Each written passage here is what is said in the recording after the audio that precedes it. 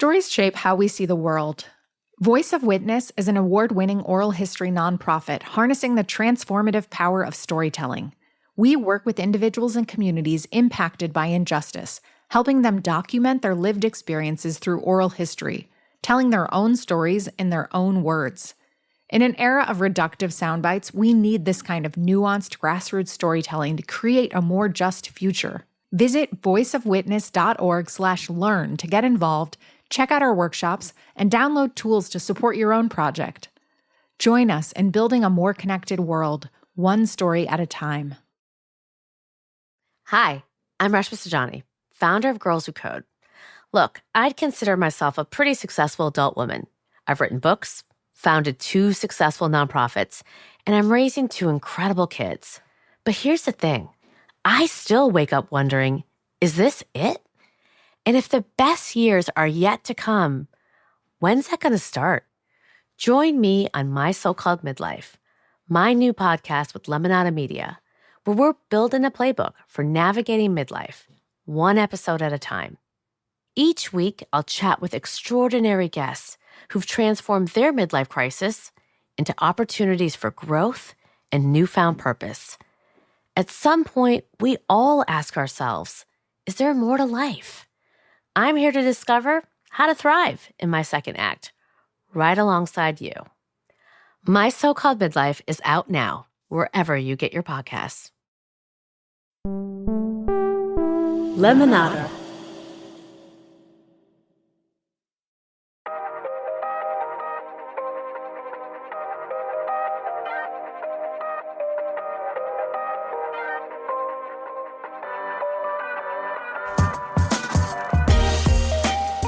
Hello and welcome to Good Things. I'm Travon Free, and thank you for joining us for part 2 of our 4-part series with the Coalition to Advance Public Safety, or CAPS. Now, CAPS is a collective working to expand and strengthen the community violence intervention ecosystem by providing resources, technical support, and a sustainable infrastructure to intervention programs in the cities and communities most impacted by gun violence.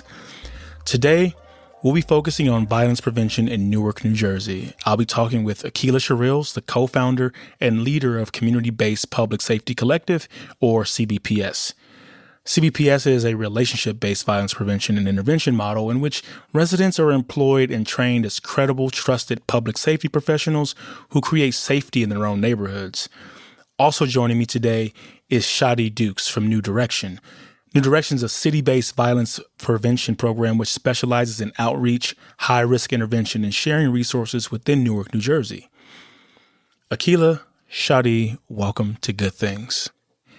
I want to jump right in, and I want to start by saying, I've been looking forward to this conversation for a long time, and in particular because you guys are both examples of people who are closest to the problem, know best what's needed to keep their communities free from violence, right? You guys have an understanding that a lot of people don't have.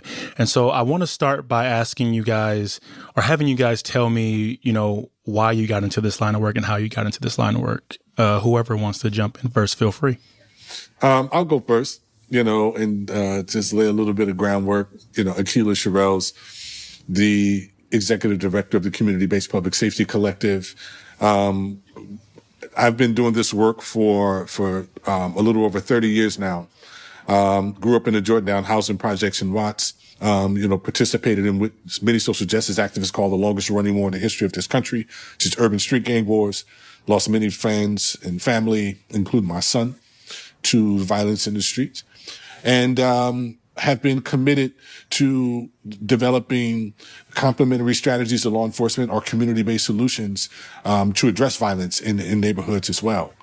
So much of what we do today was spearheaded by individuals like Hall of Fame football great Jim Brown and the Nation of Islam Minister Farrakhan with the Stop the Killing tour back in the 90s. And many of us, who started this work, because, today we call it community violence intervention, right? But then we called it gang intervention, because of the limited frame that folks had around it. And then also how we saw the problem of violence in communities, making it kind of specific to the youth gang culture, which wasn't absolutely true, right? But, it's been a phenomenal journey. Yeah. No, guys, thank you for sharing that. Right. And for myself, my beginning is very similar to, Aqeela's, and particularly like losing my brother back in 2014. And we actually started out, doing like community work on a small scale just inside our neighborhood, just because of our conditions and our circumstances. I was in the streets going through things. I was a victim of gun violence, and then targeted by the system, and ended up going to jail for possession of a gun, and my brother went to jail with me. And then we came home and just tried to change our circumstances in our community. And then shortly after that, my brother was killed. He was gunned down. And maybe about a year or so after that, like, I continued to do the work that me and my brother started. And that's when I met Aqeela Sherrills with a Newark community street chain when they came to moved on Hawthorne Avenue. They moved in my neighborhood. And, they embraced me and brought me in with open arms. And Aqeela started to teach me about the work, high-risk intervention, and all these other things. So just coming in through that way, that was really like my real big introduction. So that's how I got my start inside this work and just trying to continue it on. You both have very deeply personal connections to this work and to the experience of gun violence. And I would like to just kind of talk about, is there something you guys wish that every young person or adult currently stuck in the cycle of violence knew about getting help?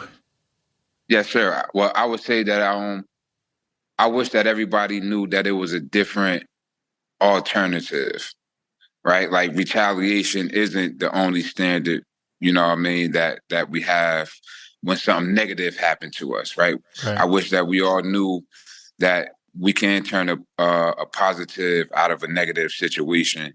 And because so often, we haven't really seen firsthand or really, come to grips with understanding that that's even possible. Right. So we always think eye for eye, tooth for a tooth. And all realness, so to speak, it don't always have to be that way, because, we leave people, to get hurt by our actions, right? Because I know if I retaliate to every situation, that leaves my kids without a father, that leaves my nieces and nephews without no guidance to be raised by. So sometimes, we just always think, we got to match people's energy. And I just wish that we all knew that we can introduce other people's demons to heaven. Right? We don't have to go with them. It's heavy. And that's my biggest thing. Wow. Yep, man. I just echo what you said, brother. It's always darkest before dawn, and that where the wounds are is where the gift lie. That's right. And sometimes we have to sit hard and long in the anguish and the pain, and we have to look for the gift, for it to manifest, right? And so the thing that I would say to a lot of folks out there is that we can shift and change our circumstances, right? I know that when we look at, public safety, in our neighborhood, we live in a country where if you say public safety, people say police, right? Mm-hmm. And so much of our power around the idea of public safety has been taken, or we've advocated it, in a sense. And so public safety becomes a very abstract thing. If you want to stop over policing in your neighborhood, you want to stop the excessive force issues, you want to stop, the next, Sonia Macy from happening, you got to make your neighborhood safe. And only, one of the models that came out of the peace treaty that we organized in Watts in 1992 was nobody can stop this war but us, right? And it speaks to what you started off with, Travon, that we work, through this idea that violence is a public health issue. And those who are closest in proximity have to be equipped with the skills, the tools, and the resources to do the intervention, the prevention, and the treatment. And you feel like you don't have a tremendous amount of education or skills in order to make it in corporate America, in order to, to be able to provide for your family. CVI, community violence intervention, is a new career path, for folks in neighborhoods who might not have a lot of skills, but have deep relationships. Because one of the things that we discovered in this work is that change moves at the speed of trust. And so, when you have deep relationships in neighborhoods with people, you have the ability to actually transcend and transform relationships. And the last thing I'll say on that is that In 2017, we did a study in Newark and discovered that 62% of the homicides in the city started out as interpersonal conflicts. 15, 20 years ago, if we had folks who were highly trained in conflict resolution, mediation, and de-escalation strategies, who could step in the gap, mediate these conflicts to peaceful resolves, we wouldn't see a lot of homicides that we have happen in the city. And so we're making up for lost time, because it's essentially an epidemic, at this point. Whereas the number one cause of death, for black males ages 14 to 25 is gun violence, right? And so this is our fight, family. So this is what I would say to our folks in the field. No, I mean, that's a really, really insightful answer. And, I'm thinking about the fact that, like, your organization, CBPS, you go into communities to strengthen neighborhood leadership, and you guys are investing in people and organizations who have roots in these communities to help them, learn how to get more deeply involved and attuned with this work. And for people who may not be, familiar with the term, can you just explain community-based public safety for people? Yes, sir. Community-based public safety, or community violence intervention, is a resident, led strategy in which resident credible messengers, ex-gang members, ex-convicts, ex-drug dealers, those who are closest in proximity to the circumference of violence that are happening in the neighborhood, leverage their relationship capital to intervene and mediate conflicts to peaceful resolve. Right? So essentially, the function of law enforcement in our respective communities is to enforce laws, right? Not necessarily create safety. Safety is a very subjective thing. And crime stats says nothing about whether or not a person feels safe or not, right? And because of the historical relationship between community and law enforcement, this idea as police as this ubiquitous institution that's responsible for all safety in community is just a false narrative. It's impossible to have public safety without the public, right? And so CVI, or community-based public safety, hires and trains and compensates, because this work is not volunteer. It's very dangerous, in which people, leverage their relationship capital to mediate and prevent retaliatory violence. It's evidence-based. It's, supported by community anecdotally, and it is present in, hundreds of communities across the country. We're going to take a quick break, but we'll be back with more good things.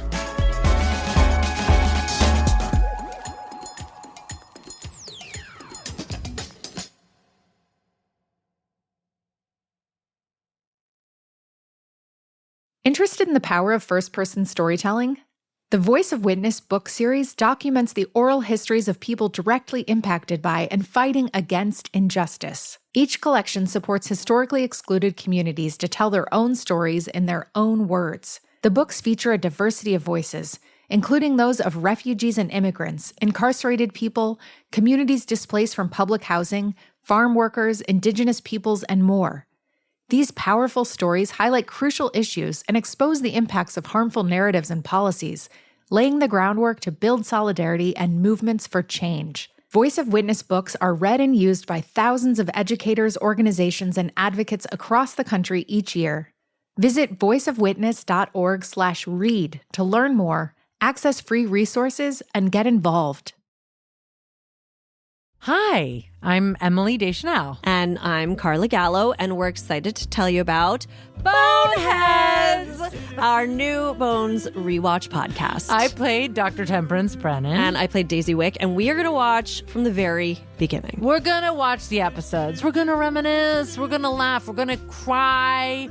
We're going to tell behind-the-scenes stories. We're going to go on tangents. A lot of tangents. So whether you're a seasoned Bones fanatic or a newcomer looking to dip your toes into the wild world of forensic anthropology, this show is for you. Boneheads from Lemonada Media is out now wherever you get your podcasts.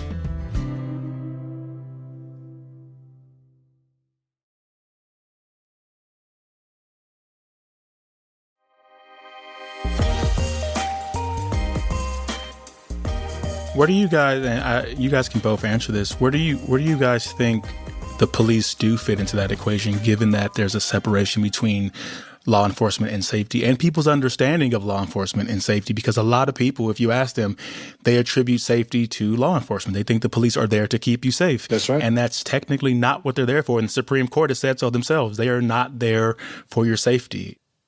How I feel is just that it's community based, right? It's community led. Law enforcement, like we said, they there to uphold the law, right? They're not there. They're not social workers.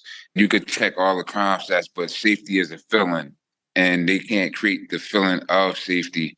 And I think that their role is, I want to start with our role more so, but I believe our role is more so to create the safety, to create the feeling, to create, the community. And we do alleviate a lot of things and let law enforcement focus on the more serious crimes, right?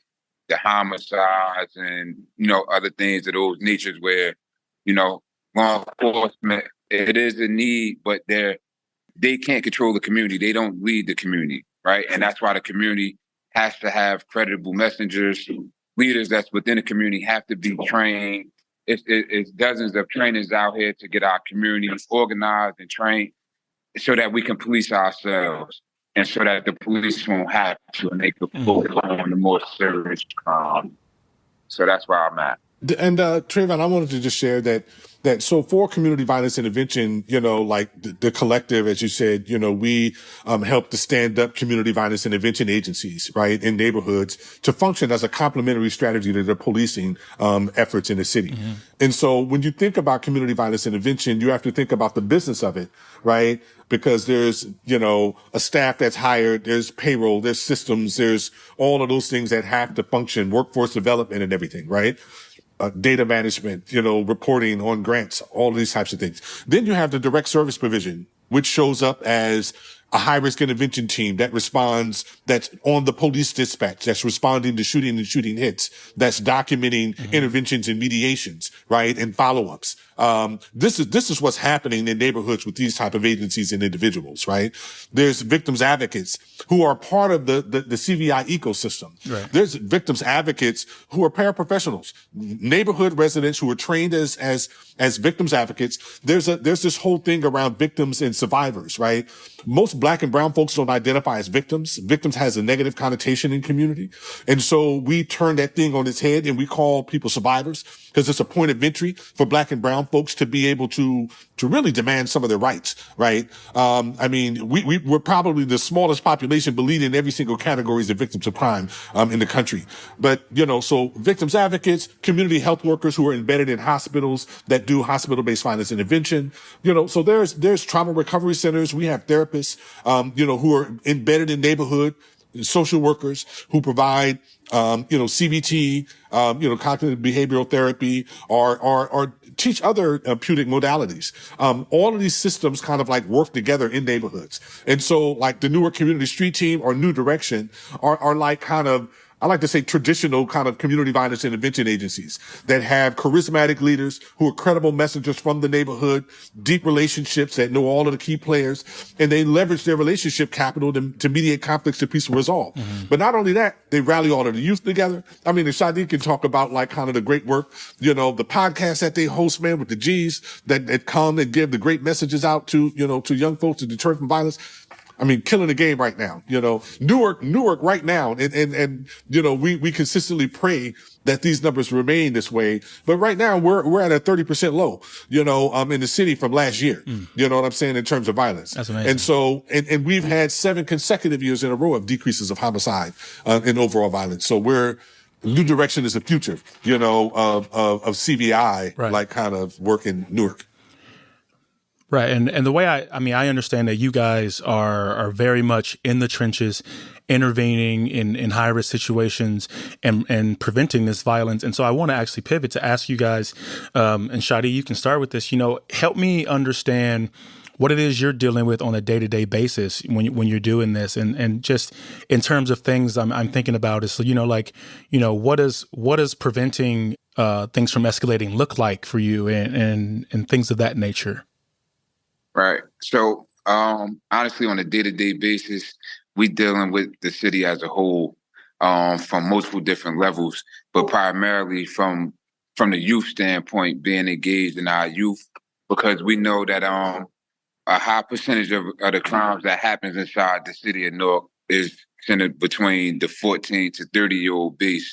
So New Direction, we specialize in targeting that 14 to 24-year-old base, the high-risk population in particular, whether it's youth that's already in contact with law enforcement or they having trouble in school with behavior problems, they fighting in school, getting kicked out of school.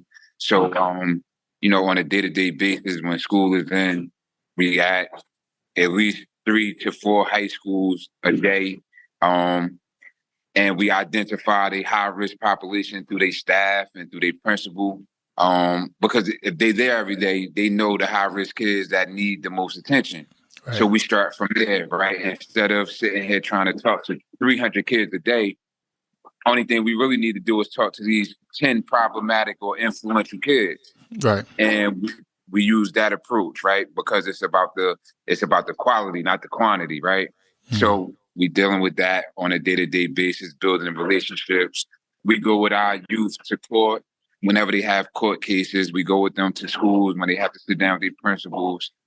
And then, in the real, the centerpiece of it really is the follow-ups, right? Not just being involved with them when they're, quote unquote, in trouble, right? Just following up with them. Even once we touch bases on the first time and we know who they are, we pull up in a neighborhood, in their prospective neighborhoods. Not just inside their schools. We go to their neighborhoods where they hang out at with their guys. Because we have the relationships within the communities because we are a part of, not that we come from it, but we still a part of it. I still live inside the city. We still inside the city every day. So we have a real high touch point with the youth. And then also we build relationship with every neighborhood. And then we, incentivize through and I guess I could touch on that point because that's the importance of us having a relationship and the funding from CAPS, because CAPS pour into us and they build our infrastructure and help us build our infrastructure so that we can help stabilize these communities, right? Because now if we get in, our 501c3 and we getting our feet on the ground and we learning how to build our infrastructure and we learning, how to get our funding. So now we can pour more time into the communities and get them more resources because we have the relationships, right? So now it's the each one teach one type of thing, but it's simple, but it's impactful. Just keeping our touch points up, and we run a lot of community programs, and then we run a lot of partnerships, right? That's really another one of our main secrets is just partnerships because we can't do this work alone. We're so fortunate for the strategic partnership that we have with CAPS, with the Coalition to Advance Public Safety, the collective, the Health Alliance for Violence Intervention, National Institute of Criminal Justice Reform, and Cities United, with strategic funding from both Balmer and Balmer Group and Schusterman Foundation. We're doing this 12-city initiative with the goal of reducing violence in those cities. But even bigger than that, it's to build the infrastructure of those community-based violence intervention agencies who are the core partners, with city in terms of, reducing, violence, amongst the people, right?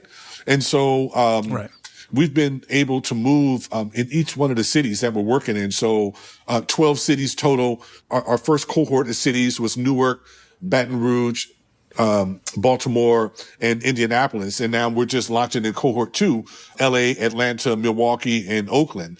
But we were able to move about $500,000 to 4 community partners in each one of the cities that we're working in. New Direction being one of the grant recipients, and those dollars, help them to get their 501c3 set up a lot of their back office infrastructure, get insurances, become a vendor with the city, get workers' comp, like all of these things that you need to do in order to function as a business, and then partner with the Newark Community Street Team and was awarded a $200,000 grant, essentially through the city, right? And so building infrastructure, learning how to manage these grants and do all of the reporting. It's a lot of work. But you know what? This is the future, of public safety, because peace has to be incentivized. And there are folks in the neighborhood who have, the relationships, they have, the know-how, and, they just need the support and the investment. And man, some of these neighborhoods in some cases, for 3 and 4 decades, like violence has spiked in certain cities across the country, literally for 3 and 4 decades. We can bring an end to that. Mm-hmm. Because it's solvable. Right. The data says that less than 1% to 2% of the population are committing 80 to 90% of the harm. Oh, wow. There's data we can identify, we can track, and we can provide, wraparound and support services to that population. We can intervene, we can mediate, and we can reduce violence like we've done in Newark, like we're doing in multiple cities across the country. We need to take a quick break, but we'll be back with more good things in just a minute.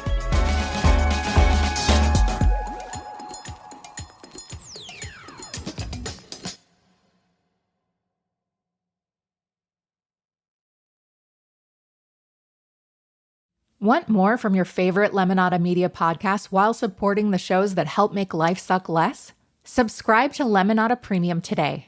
As a subscriber, you'll unlock exclusive bonus content like never-before-heard interviews, behind-the-scenes moments, bonus episodes, and so much more. It's easy to sign up no matter what podcast app you use. On Apple, you can just click the Lemonada logo in the Apple Podcast app and hit subscribe. For all other podcast apps, head to lemonada.supportingcast.fm to subscribe. That's lemonada.supportingcast.fm. Want a sneak preview of hot new audiobooks? Then check out Your Next Listen, a new podcast from Lemonada Media and Simon & Schuster Audio. We've got everything. The hottest new thrillers, best-selling celebrity memoirs, and swoony romances. And these aren't tiny clips either. They're entire chapters you can listen to. Your Next Listen is out November 11th, wherever you get your podcasts.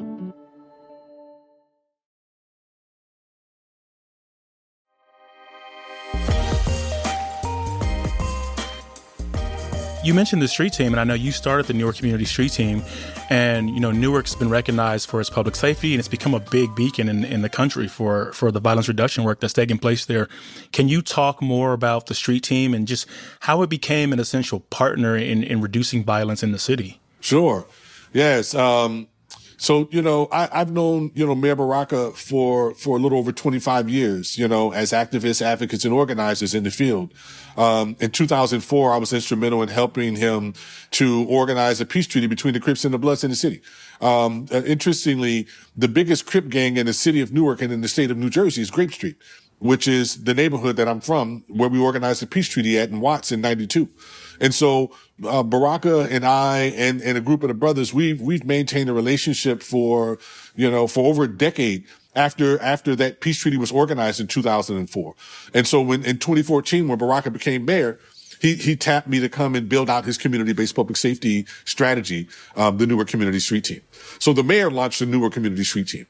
And then he charged me with building infrastructure, putting systems in place, and turning it over to the local folks. And so, I thought this task would take about 3 years, but 8 years later, I've been living in Newark for the past 7. And I tell you, the work has been phenomenal. With NCST, we started with a modest $350,000 grant. I want to give a big shout out to our partners at Victoria Foundation, Prudential Healthcare Foundation from New Jersey. At the mayor's request, they invested these dollars. We were able to hire 16 independent contractors, train them in conflict resolution, mediation, de-escalation strategies through PCITI with Dr. Aqeela Sherrills.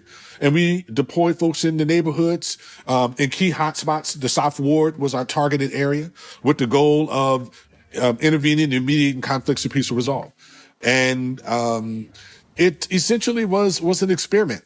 But at the same time, we had skills, we had deep relationships, or what I like to call the 3 Ps lined up, the power, the paper, and the people, you know what I'm saying? So we had the 3 Ps lined up.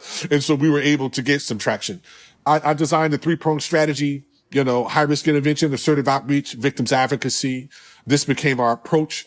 And we developed a whole theory of change, around victimization. We believe that if you put survivors at the center of the strategy and provide wraparound support services, then you put yourself in a position to be able to reduce violence and crime.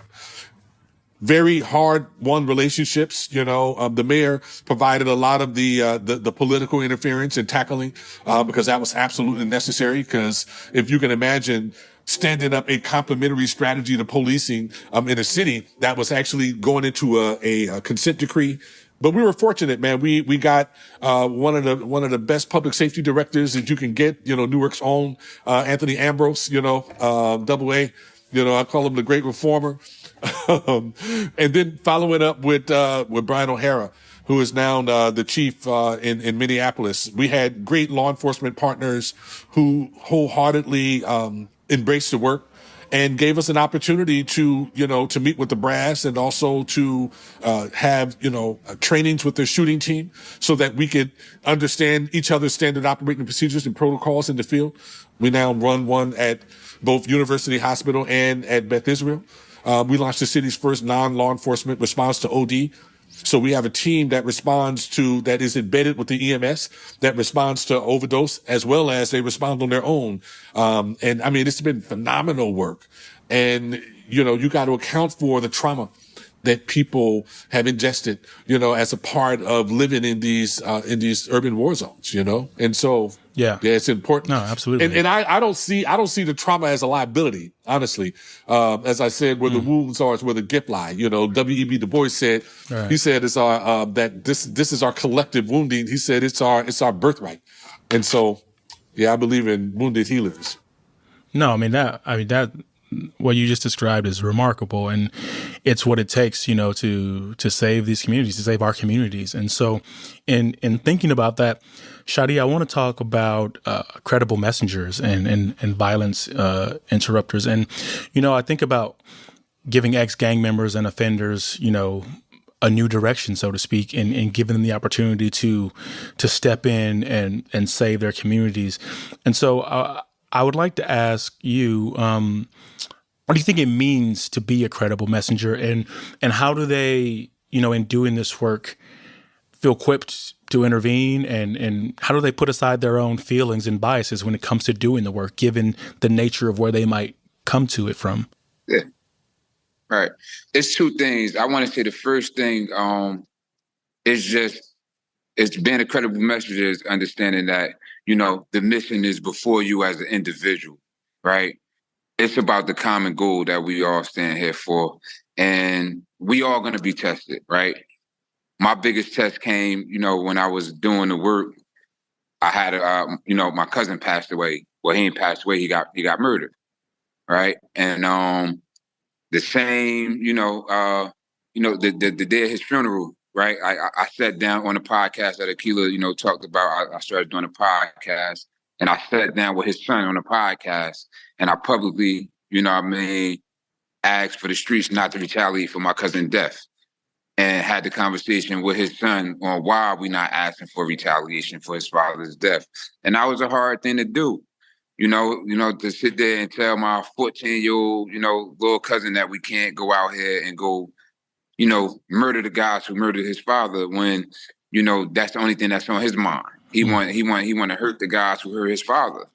And had to, because that conversation wasn't for me as an individual, it was about what we all stand here for. It was about what I represent. It's about what we represent as a whole, because I don't just discredit myself. If, I go out and I endorse this act, I impact all the work that New Direction is doing, all the work that Aqeela is doing, all the work that the mayor is doing. Because what they're going to do is they're going to look to me and say, look, this is what they're producing. And just understanding that. And then, 3 months after that, with my cousin's brother, my other cousin, right, getting murdered the same exact way his brother did, right?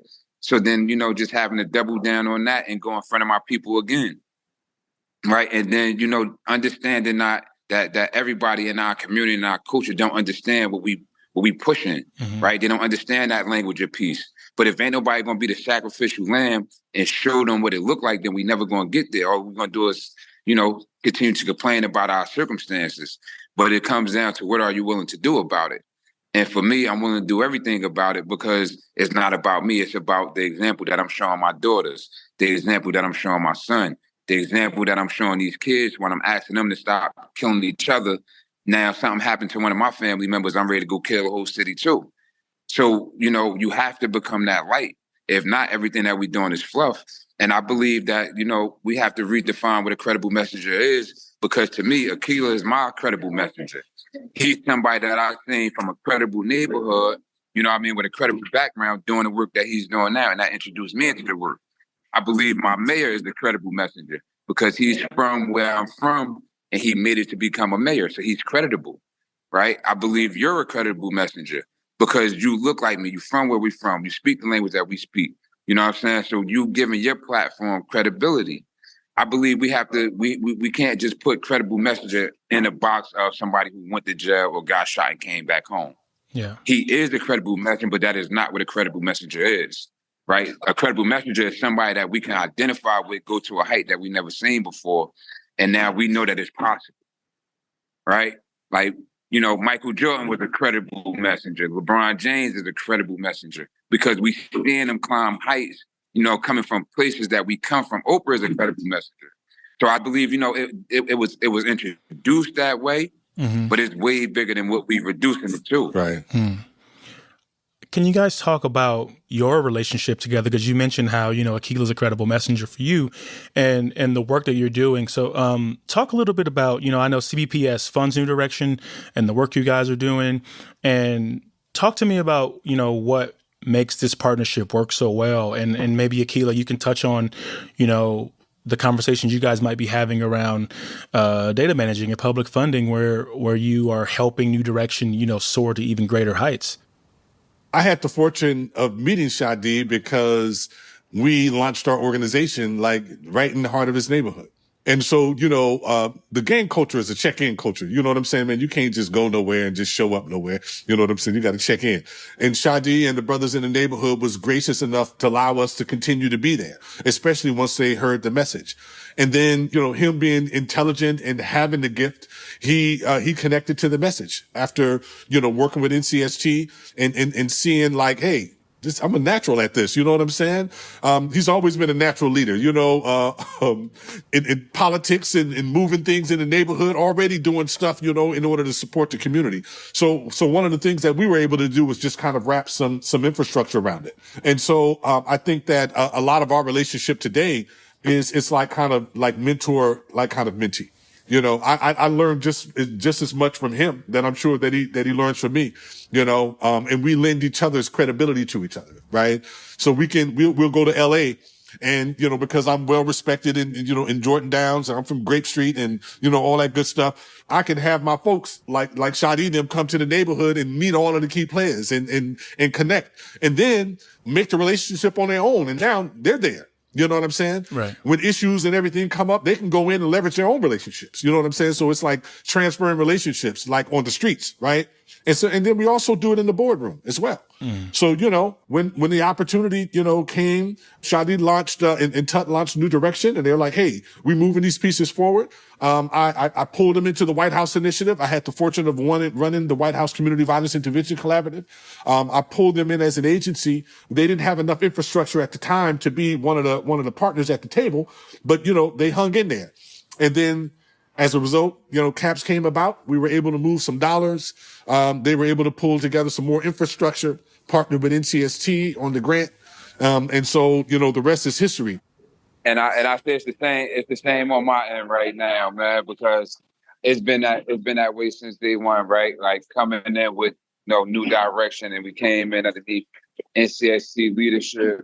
And, as I started off as, an outreach worker for NCST and doing high risk intervention, he was my credible messenger because I was able to buy that, I was able to get buy-in just because of who it was, right? And it's just an awesome thing, man, because we're able to bounce off each other. And that's my mentor. That's my big brother, right? And I lend on him because I'm new to this space and So I'm not new to doing the work, but I'm new to this end of the work.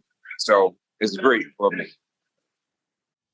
No, that's amazing. I mean, you guys have definitely done great work together, and I'm hoping that keeps up for a very long time. You know, I want to ask you, Shadee. I mean, another non-traditional thing about your organization, you know, that stood out to me is the opportunities you provide for people, like going to concerts and things of that nature. And, you know, in the past, you've chosen people based on their growth and improvement since joining New Direction. And, you know, what's been your favorite moment so far in doing things like this for the people who've entered into your organization? Honestly, all of it is my favorite because I can't believe that, you know, I am who I am today. So I just take it all in. I appreciate my good days and my bad days the same. Because just having an opportunity and just building the right trust with my people. Because, you know, Aqeela touched on it before. Like, I've been a leader in my community. I've been a leader in my family, but the direction that I was leading them in wasn't the right direction. And, you know, just having another opportunity and just having my people trust me. That's the biggest thing. When I'm out in the community and people approaching me and they know me from miles away and it's all for something positive, right? Or, you know, even when, and, you know, it's even to the place where people is traveling around, you know, nationally now and running into other people who know me and having conversations about me, and it's all the same conversation. And I think like the biggest thing for me, like, is not the moment, but I think the biggest thing is just proving my brothers right, proving Aqeela right, proving the mayor Rajdi Baraka right, because I know if any, you know, we always peak the thousands and just hoping that we could save just one. And I just always want them, you know, to be able to look back at their younger brother and be like, that's how I won, right? Like, you know, they might have said, you know, regardless of what, we know that somebody got it. Because I was that young kid when Aqeela talked about in 2004, you know, when the mayor brought him over and to the city of Newark and all the guys. I was the young kid inside that classroom that they was talking to, and I didn't get it back then. But you fast forward the clock now. Now I get it, and now I get to sit down with them. So for me, it helps me. You know, it helps me stay focused because it's bigger than me. Right. Right. We got enough people that don't believe in us. We have enough people who don't believe in our podcast, our visions, our high risk intervention. You know what I'm saying? So when you have people that do believe in you and you got the opportunity to prove them right, that's everything to me, man. That's an amazing answer. And, you know, Aqeela, I'll pivot to you and ask you, you know, what are you most proud of as it pertains to CBPS, and what is your vision for the organization and the people that you're helping? The thing that I'm most proud of is, you know, the support that we actually can provide for practitioners in the field to make a good living and to be responsible for making their families and their community safe. I'm like, that's huge. You know what I'm saying? Like, as an agency, we write grants for cities, also for community-based organizations. So, you know, $10-15 million, you know, we've been instrumental in helping to move to organizations and unlocking like kind of millions more, right, through advocacy. So much of what I do is about ensuring that my son's death and the thousands of individuals who lost their lives unjustly, to ensure that their lives were not lost in vain. You know what I'm saying? So, you know, geeking out on the work to save lives and to give the individuals like Shadee credit for their work, so that in the near future, as we're paying, like in the city of Newark, you know, we invest, I think, about $228 million annually in policing. In the future, I'd love to see $5 to $10 million going to New Direction, to sustain, violence reduction and peaceful efforts in the West Ward. Like, those are the type of things that I'm hoping to see. And our police playing a much more strategic role, you know, because I'm not down on the cops. I mean, I'm a huge advocate and fan of good policing. But our law enforcement, you know, system is broken, and it needs a lot of help it needs community violence intervention in order to balance it. Yeah, and I mean, I think, just touching on and connecting to this, personally, like I grew up in Compton. And so I have a lot of family members and friends who have fallen victim to gun violence and community violence, and both survived it and didn't. And so I think the work you guys are doing is more important than almost anything I can imagine. And so in thinking about that, just, as a final question to you guys, how do you think we can find more organizations like New Direction to fund and to support? And then how do we get people excited and involved in this work when it can be so taxing, it can be so difficult, and a lot of people feel like they don't even know where to begin? Yeah, I would say just quickly, learning more about community violence intervention agencies, please reach out to us, the Community-Based Public Safety Collective, at our social media handles. We'd love to connect you with hundreds of community violence intervention agencies across the country that need your support, whether it be, time, talent, or treasure. You know what I'm saying? Whichever would suffice.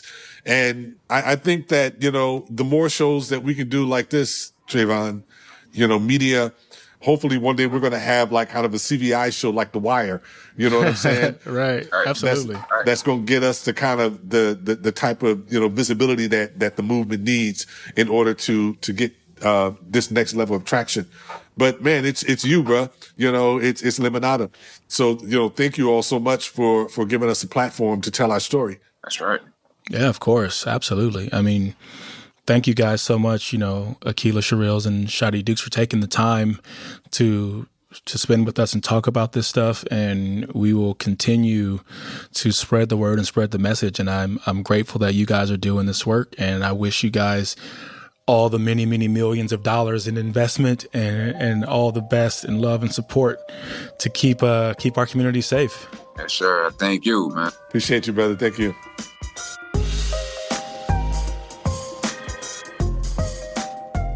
A special thank you to the Coalition to Advance Public Safety for making today's conversation possible. To learn more about how they foster transformative CVI ecosystems and the individual organizations at work in this coalition, visit www.capsinitiative.org. That's www.capsinitiative.org. This series is produced by associate producer Donnie Matias. Our supervising producer is Jamila Zara Williams. Mixing and sound design by Noah Smith. Steve Nelson is our SVP of Weekly Content. Executive producers are Stephanie Whittles-Wax and Jessica Cordova-Kramer. And please help others find our show by leaving us a rating and leaving us a review. Thank you so much for listening, and we will see you next week.